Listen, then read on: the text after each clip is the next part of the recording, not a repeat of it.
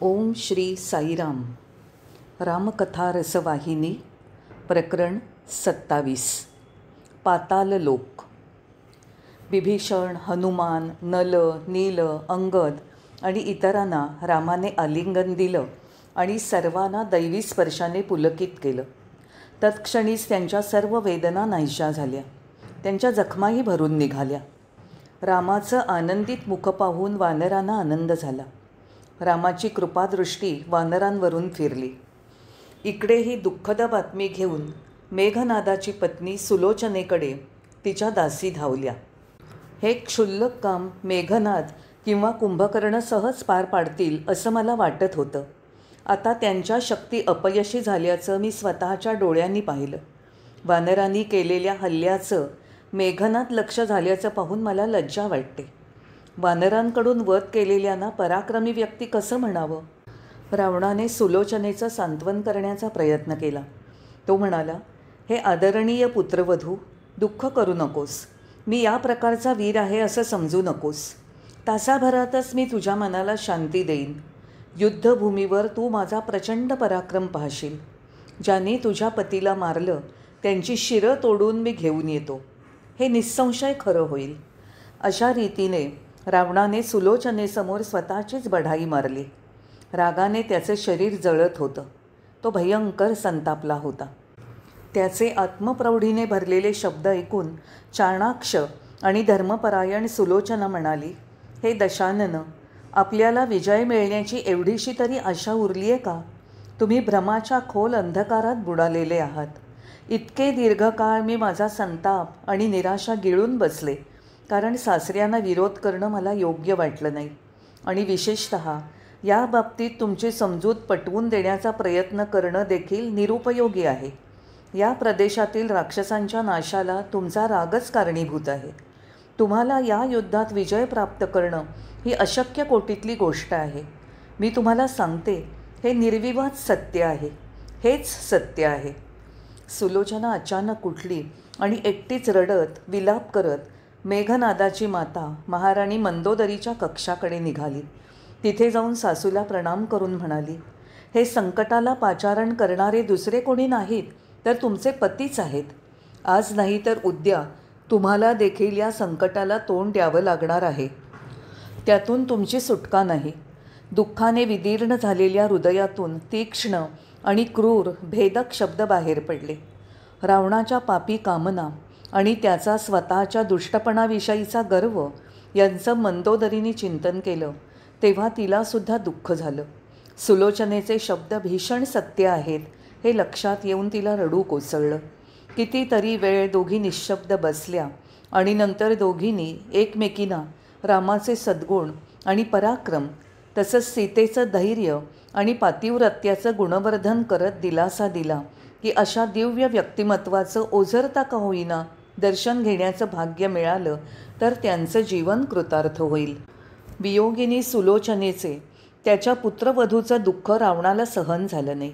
तीक्ष्ण काट्यांसारखे तिचे शब्द त्याच्या हृदयाला बोचले. इतक्या तेजस्वी आणि प्रेमळ पितृभक्त पुत्राच्या निधनाने शोकाकुल होऊन तो जमिनीवर कोसळला. त्याच्या आवडत्या शिवमंदिरात जाऊन त्याने अंतःकरणातील अपरिमित दुःख निवेदन केलं. तिथे असतानाच त्याच्या मंत्र्यांनी त्याची भेट घेतली. ते म्हणाले, राजन, उगीच दुःख का करता? पुत्र, पत्नी आणि इतर नातेसंबंधी ज्यांच्यावर आपण एवढं प्रेम करतो ते अंधारात क्षणभर चमकणाऱ्या विजेप्रमाणे आयुष्यात येतात आणि निघून जातात. जीवन क्षणभंगूर आहे हे जाणून त्यांच्या मृत्यूवर इतकं शोकसंतप्त होणं आपल्याला योग्य नाही. आता भविष्यावर विचारविनिमय करण्याची जरुरी आहे. आता दाराशी आलेल्या शत्रूचा नाश करण्याच्या उपाययोजनेवर ध्यान देण्याची गरज आहे. त्यांनी त्याला सांत्वना देण्याचा आणि त्या अल्पकाळातील कर्तव्याची आठवण देण्याचा प्रयत्न केला. सरतेशेवटी रावणाने आपले 20 हात जोडून मंदिरात साष्टांग नमस्कार घालून आदरपूर्वक प्रार्थना केली. पृथ्वी तलावर हे घडलं तेव्हा पाताळ लोकातील अहिरावण दुःखाच्या भाराखाली पीडित रावणावरील संकटाने सतर्क झाला. त्याने मनाशी विचार केला, हे कसं घडलं? रावणाच्या अधिकाराखाली आणि मुठीत सारं जग आहे. त्याचा पराभव करणारा कोणी नाही. अहिरावण कामदा देवीची पूजा करत असे. त्याने ताबडतोब तिचं ध्यान केलं आणि तिने त्या समयी रावण कुठे आहे हे त्याला सांगितलं. म्हणून तो शिवमंदिरातच त्याच्यासमोर प्रगट झाला. रावणाला नमस्कार करताना त्याने स्वतःचा परिचय दिला. अहिरावण देखील दुसरा कोणी नसून रावणाचाच पुत्र होता. पिता इतका नाउमेद का झाला होता याचं कारण त्याने विचारलं. शूर्पणखेचे नाक आणि कान त्या भावांनी कापल्यापासूनचा सारा वृत्तांत रावणाने त्याला कथन केला. ते ऐकून अहिरावणाला वाईट वाटलं. तो म्हणाला, जगात सर्वांनाच नीतीचा मार्ग वंदनीय आहे. तो मार्ग सोडून अनितीच्या मार्गाने गेल्यास भय हृदयात शिरकाव करतं. भूतभविष्याचा विचार न करता आणि संभाव्य घटनाक्रमाचा विचार न करता आपण वेड्यासारखी या भयानक युद्धात उडी घेतलीत. परिणामतः तुमच्या कुळाचा आणि वंशाचा नाश केलात.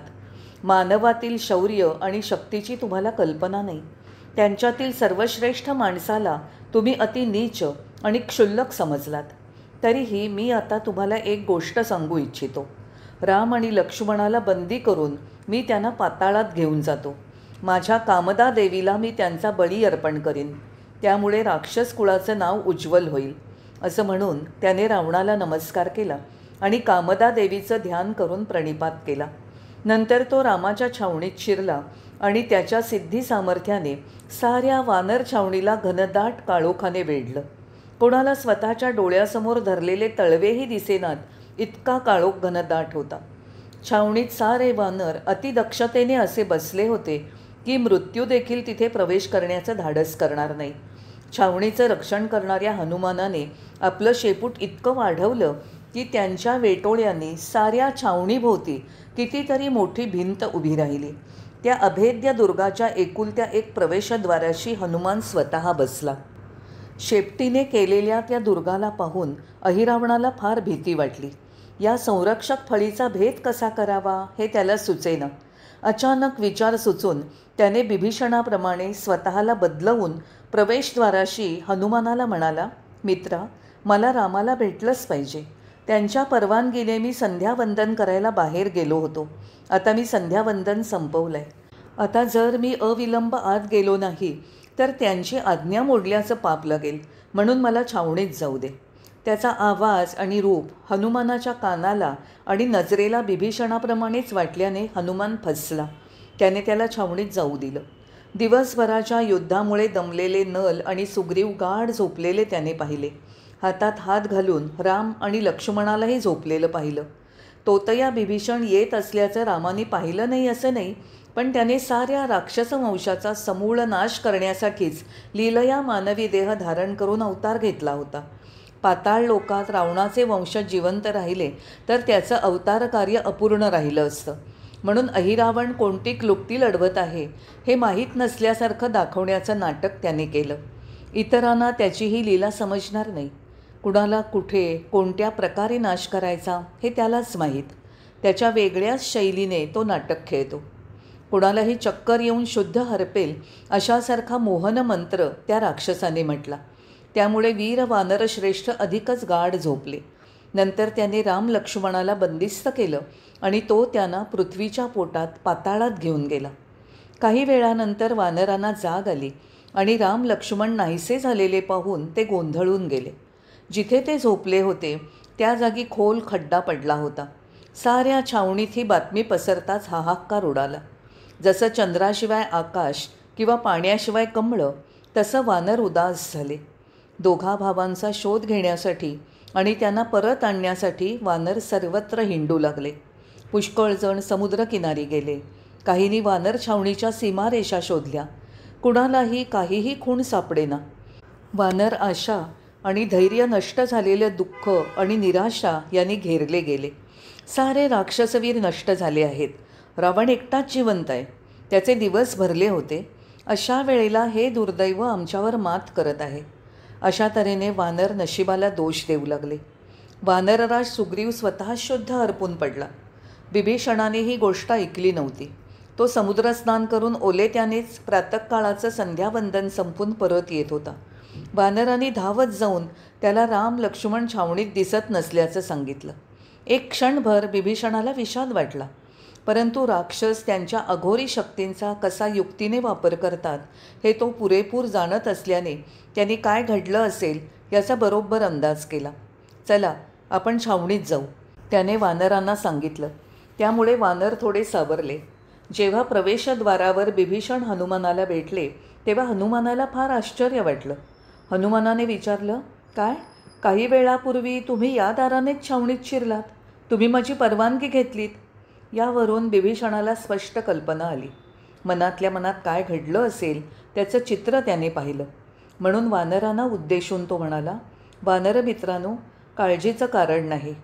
रावणाचा पुत्र अहिरावण असल्या क्लुप्त्या करण्यात तरबेज आहे. तो पाताळात राहतो. या खड्ड्याची खोली पाहून मी खात्रीने सांगतो की त्यानेच राम लक्ष्मणाला त्याच्या राज्यात पाताळात नेलं आहे. याविषयी मला यत्किंचितही शंका नाही, कारण दुसरा कोणी माझं रूप धारण करू शकत नाही. निराश होऊ नका. आपल्यापैकी जो शक्तिमान आहे त्याने तिथे जावं. बिभीषणाने इकडे तिकडे पाहिलं आणि हनुमानाला पाहताच तो म्हणाला, हनुमान, तुझे शारीरिक आणि मानसिक बळ सर्वश्रुत आहे. पाताळात ताबडतोब जा आणि त्या करुणामूर्ती राम लक्ष्मणाला घेऊन ये. अहिरावण राहतो त्या पाताळा लोकात पोचण्याचा मार्गही त्याने हनुमानाला सांगितला. सुग्रीव, जांबवान, अंगदाने आनंदाने हनुमानाला छातीशी धरलं आणि आनंदाश्रू ढाळले. हनुमानाने वानरराज सुग्रीवाची परवानगी घेतली आणि वानरांना उद्देशून म्हणाला, घाबरू नका, काळजीला थारा देऊ नका. तो कोणीही असो, जरी मला प्राणार्पण करावं लागलं तरी मी त्याचा नाश करेन आणि लवकरच राम लक्ष्मणाला घेऊन परत येईन. खात्री ठेवा. असं सांगून रामचंद्राचा विजय असो असं उच्चारत हनुमान निघाला. पाताळात पोचून एका झाडाखाली त्याने थोडा वेळ विश्रांती घेतली. झाडावरील 2 पक्षी मोठ्यांदा बोलताना त्यांनी ऐकलं. हनुमानाला पक्ष्यांची भाषा माहीत होती म्हणून त्यांचं संभाषण ऐकत तो थांबला. एक पक्षी म्हणाला, प्रिय मित्रा, अहिरावणाने राम लक्ष्मण या 2 भावांना इथे आणलाय आणि कामदा देवीला बळी देण्याची सारी तयारी आत्ताच त्याने केली. बळी देऊन झाल्यावर तो ती शरीरं टाकून देईल. त्या पवित्र शरीरांना आपण पोटभर खाऊ शकू. आज आपल्यासाठी सणाचा दिवस आहे. शेपटीवर पाय पडलेला सर्प जसा रागाने फुतकारून उठावा तसा हनुमान उठला आणि प्रचंड ज्वालेने उडी मारावी तसा उडाला. आत्तापर्यंत माझ्या देवाला काय झालं असेल याची भीती वाटते. हाय रे दैवा. शोकाकुल होऊन तो ओरडला. त्याने अहिरावणाच्या नगरीत प्रवेश केला. प्रवेशद्वारावरच मकरध्वज नावाच्या वानरसदृश्य द्वारपालाबरोबर त्याला झुंजावं लागलं. परंतु तो वानर आहे असं पाहून त्याने त्याच्या वंशाचा इतिहास विचारला. त्याचा विश्वास जिंकून त्याच्याकडून राम लक्ष्मणाची माहिती त्याने विचारली. त्याला हे देखील समजलं की पहाटे सूर्योदयाला कामदा देवीला नरबळी देण्यासाठी बंधुद्वयांना मंदिरात नेण्यात येणार आहे. पाताळाच्या वानर असलेल्या द्वारपाल मकरध्वजाला त्याने 2 भावांना पाताळाच्या राजाने कुठे ठेवलं आहे ते विचारलं. त्याने हनुमानाला सर्व माहिती दिली. तथापि हनुमानाला प्रवेश करू द्यायला त्याने परवानगी दिली नाही. तो म्हणाला की स्वामीची आज्ञा त्याला पालन करावीच लागेल आणि स्वामीच्या प्रतिष्ठेसाठी तो एकनिष्ठच राहील. मला कितीही त्रास सहन करावा लागला तरी मी तुला आज जाऊ देणार नाही. तो म्हणाला, तू वानर आहेस म्हणून मी तुला विशेष सवलत दिली तर साऱ्या वानर जातीला मी काळीमा लावल्यासारखं होईल. वानर अविश्वासार्ह आणि कृतज्ञ असतात असं सारे म्हणतील. तुला ज्याप्रमाणे तुझे स्वामी राम पूजनीय आहेत तसेच माझे स्वामी देखील मला पूजनीय आहेत. म्हणून तू मला कितीही जवळचा असलास तरी माझा निश्चय अटळ आहे. त्याची आज्ञापालन करणं हे माझं कर्तव्य आहे. मला द्वंद्वयुद्धात पराभूत करूनच तू आत प्रवेश करू शकशील. तो आव्हानात्मक शब्दात म्हणाला. त्याच्या कर्तव्यपरायणतेचं हनुमानाला कौतुक वाटलं. मकरध्वजाने घेतलेल्या योग्य पावित्र्याचा त्याला आनंद झाला. आव्हान स्वीकारून त्याने द्वंद्व केलं. काही वेळ अटीतटीचं द्वंद्व झाल्यावर अधिक वेळ घालवण्यात अर्थ नाही असं पाहून हनुमानाने आपल्या शेपटीने मकरध्वजाला बांधलं आणि दूरवर बाहेर फेकून दिलं. मग त्याने निर्भयपणे नगरात प्रवेश केला. त्याने एका माळ्याला सुगंधी फुलांचा मोठा सुंदर हार घेऊन येताना पाहिलं. योग्य स्थळी पोचण्याची ही सुसंधी आहे असं पाहून हनुमानाने एकाएकी अणुरूप धारण केलं आणि तो हारामध्ये दडून बसला. त्या हाराचं वजनही जेवढं होतं तेवढंच राहिलं. काय घडलं याची माळ्याला कल्पना नव्हती. तो हार खुद्द अहिरावणाकडेच दिला गेला. त्याने तो हार मंदिरात कामदा देवीच्या गळ्यात घातला. नैवेद्य म्हणून त्याने नाना सुग्रास पदार्थही ठेवले. गळ्याभोवती घातलेल्या हारातील सोयीच्या जागेवरून हनुमानाने मूर्तीसमोर ठेवलेलं सारं अन्न खाल्लं. नैवेद्य संपत असलेला पाहून देवीने दयाळूपणे त्यांच्या भक्तीचा स्वीकार केलाय असं वाटून राक्षस आनंदले. आज माझ्या प्रार्थनेला प्रतिसाद मिळाला, माझं भाग्य फळफळलं या विचाराने अहिरावणालाही आनंद झाला. इतक्यात बळी देण्याचे प्राणी जसे सजवून आणतात त्याप्रमाणे राम लक्ष्मणाला सजवून आणलं गेलं. महाकाय राक्षसांनी दोन्ही बाजूनी त्याला दंडाला पकडलं होतं. यज्ञवेदीजवळ बळी देण्याच्या जागी त्यानं उभं केलेलं हनुमानाने पाहिलं. हनुमानाने बसल्या जागेवरूनच रामाला प्रणाम केला आणि त्याच्याविषयीचा पूज्यभाव मनात साठवला. दोघांना मूर्तीच्या अगदी समोरच उभं करून रक्षकांनी त्यांच्या मानेवर तलवारी टेकवल्या. ज्या क्षणी आरती संपेल त्यानंतर लगेचच रक्षकांनी क्षणाचाही वेळ न गमावता काम पूर्ण केलं पाहिजे असं अहिरावणाने त्यांना सांगितलं. राम लक्ष्मण दोघांनी लीलया मानवदेह धारण केला होता. प्रत्यक्षात ते दिव्य पुरुष होते. अहिरावणाने देवीला दाखवलेला नैवेद्य हनुमानाने खाल्ला आहे हे लक्षात येताच पुढे होणाऱ्या घटनेतील गमतीत सक्रिय भाग घ्यायला ते तयार झाले. त्यांना मजेने हसताना पाहून अहिरावण संतापला. तो म्हणाला, ठीक तर, आणखी काही क्षणांचं तुमचं आयुष्य तुम्हाला जर इतका आनंद देत असेल तर माझी काही तक्रार नाही. तुम्हाला जितकं आनंदी राहता येईल तितके खुश राहा. काही क्षणानंतर यमदेवाच्या दरबारात तुम्ही हसत दाखल झालेले असाल. त्याने दोन्ही भावंडांकडे लक्ष न देता त्यांना आणखी कठोर बोलून कसं दुखवता येईल आणि त्यांना दुखवून कसा आनंद लुटता येईल या विचारात तो बोलत राहिला. यावर यज्ञ करणारा पुरोहित उठला आणि आपल्या मालकाला वंदन करून म्हणाला की राजनीतीप्रमाणे बळींना इच्छा असेल त्याप्रमाणे त्यांच्या कुलदेवतेची मरणोत्तर शांतीसाठी प्रार्थना करता येईल. राक्षसराज स्वतःच्या आसनावरून उठून म्हणाला, राजपुत्रांनो, आता काही क्षणांचंच तुमचं आयुष्य उरलं असल्यामुळे तुमचे कोणी हितचिंतक असतील तर त्यांना कृतज्ञतेने नमस्कार करण्याची ही वेळ आहे. राम लक्ष्मणांनी एकमेकांकडे पाहिलं आणि स्मित केलं. त्या क्षणी हनुमानाने प्रचंड कर्कश आरोळी ठोकली. आरोळी ऐकून राक्षसांना वाटलं की देवीच प्रत्यक्ष प्रगट होऊन क्रोध दर्शवते. हारातून उडी मारून हनुमानाने भयंकर भीतीदायक रूप धारण केलं आणि देवीच्या हातातील तलवार उपसून घेतली. अहिरावणाला जमिनीवर पाडून त्याच्यावर अनेक ठिकाणी वार करून त्याचे तुकडे केले. परंतु त्याचं शरीर हिऱ्यासारखं बळकट होतं आणि त्याला एक असं गूढ वरदान मिळालं होतं की शरीराचे तुकडे एकत्र होऊन शरीर पुनश्च एकसंध होत होतं. सरते शेवटी रामावर ध्यान करून आणि मोठ्याने जय श्रीराम म्हणून हनुमंताने एका हाताने त्याचं मस्तक धरून दुसऱ्या हाताने तलवारीने कापलं आणि ते परत जोडायच्या आधी देवीसमोरच्या यज्ञाच्या प्रदीप्त अग्नीत भिरकावलं. त्याचवेळी मकरध्वजाने मंदिरात प्रवेश केलेला पाहून हनुमानाने अहिरावणाचा मुकुट घेतला आणि मकरध्वजाच्या मस्तकावर ठेवत घोषित केलं की तो आता पाताळलोकीचा राजा आहे आणि त्याला सांगितलं की त्याने दोन्ही भावांशी कृतज्ञतेने एकनिष्ठ राहावं. त्याने राम लक्ष्मणांना खांद्यावर बसवलं आणि एका झेपेसरशी लक्ष डोळ्यांनी आतुरतेने वाट पाहत असलेल्या वानरांच्या छावणीत सुखरूपपणे आणलं. दोघा भावांना सुखरूप पाहून बिभीषण आणि इतरांचा आनंद मावेनासा झाला. ते राम लक्ष्मणांच्या पाया पडले आणि कृतज्ञतेने अश्रू गळत असतानाच हनुमानाला त्यांनी आलिंगन दिलं. हजार प्रकारे वानरांनी हनुमानाची स्तुती केली. त्याला खांद्यावर घेतलं, खाऊ घातलं, गोंजारलं. त्यांनी हनुमानाला पुन्हा पुन्हा आलिंगन दिलं आणि त्याच्यावर प्रेमाचा वर्षाव केला. बिभीषण रामाच्या समोर उभं राहून म्हणाला, देवा, तुमच्या लीलेचं काय वर्णन करू? तुम्हीच तुमच्या कर्तृत्वाचं आणि कार्याचं वर्णन आणि अर्थ सांगू शकता. तुम्ही पाताल लोकातील राक्षसांच्या वसाहती देखील नष्ट करण्याच्या निश्चयाने आला आहात. तो निश्चय पूर्ण करण्यासाठीच हे नाटक केलं हे मला माहिती आहे. अहिरावणाच्या राज्यातून हनुमानाने राम लक्ष्मणांना सुखरूप परत आणल्याचं रावणाला समजलं. त्याचा पुत्र अहिरावणाचा दुःखद अंत झाल्याची बातमी त्याला समजली. कोलमडून तो जमिनीवर कोसळला. खूप वेळ त्याने आक्रोश केला. त्याच्या डोळ्यांना अश्रुधारा लागल्या. मंदोदरीने त्याला सांत्वना देऊन दुःख हलकं करण्याचा खूप प्रयत्न केला. त्याने तिच्या बोलण्याकडे दुर्लक्ष केलं. उलट तिच्या हळुवार शब्दात दिलेल्या सल्ल्यामुळे तो अधिकाधिक क्रुद्ध होत होता. रावणाने धैर्य एकवटलं आणि एकाएकी जो मंत्री त्यावेळेला समोर दिसला त्याला भेटण्यासाठी गेला.